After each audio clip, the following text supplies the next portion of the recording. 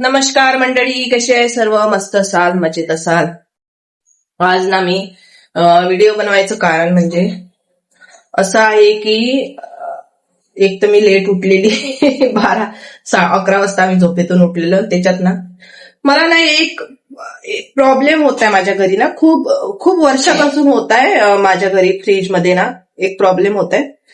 तर तो तुमच्या इकडे पण होतं का मला ना हे सांगा. म्हणजे मी तुम्हाला दाखवते, लाईट लावते, मी तुम्हाला दाखवते.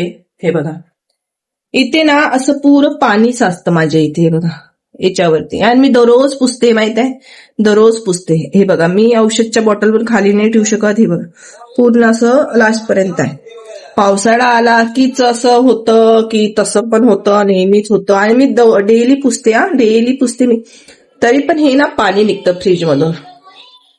हे फ्रीज मधून पाणी का निघतं म्हणजे मला अजूनपर्यंत समजलं नाही.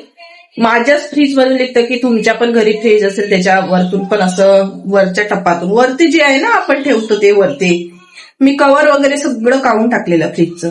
कारण ना मला असं वाटते की कव्हर लावून सुद्धा बार बार ओलं. आणि पावसाळा चालू झाला ना तेव्हापासूनच होते, म्हणजे खूप वर्षापासून होत आहे, पण पावसाळा चालू होतं तेव्हाच होते, पावसाळ्यामध्ये. तसं नाही होत.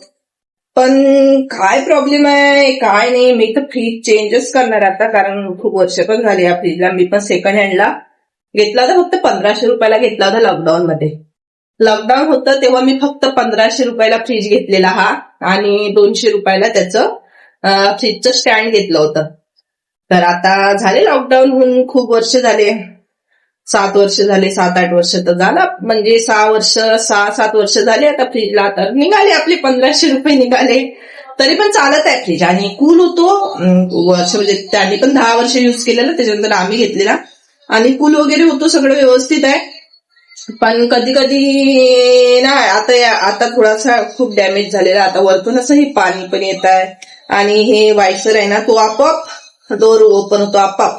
लॉक केलं तरी पण आवाज येतो. तेवढं बरं आहे की त्याच्यामध्ये ते रिंग आहे, ते वाजते, रिंग वाजते की डोअर ओपन आहे असे म्हणून, त्याच्यामुळे ते आम्हाला माहिती पडते.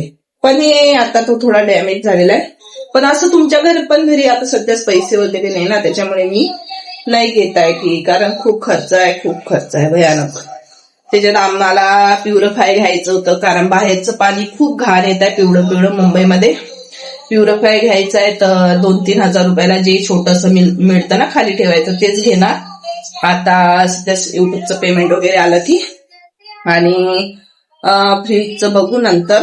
पण खूप जास्तच प्रमाणात आहे बघा, खूपच जास्त प्रमाणात आहे बघा. हाताला पुन्हा असं हे होतं, त्याच्यामुळं बघू घेऊ.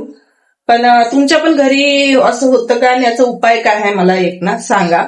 कारण सध्याच तरी मी नवीन घेऊ नाही शकत, जर रिपेअर होत असेल तर हाच करणार. तर मला नक्की सांगा. चला, बाय बाय.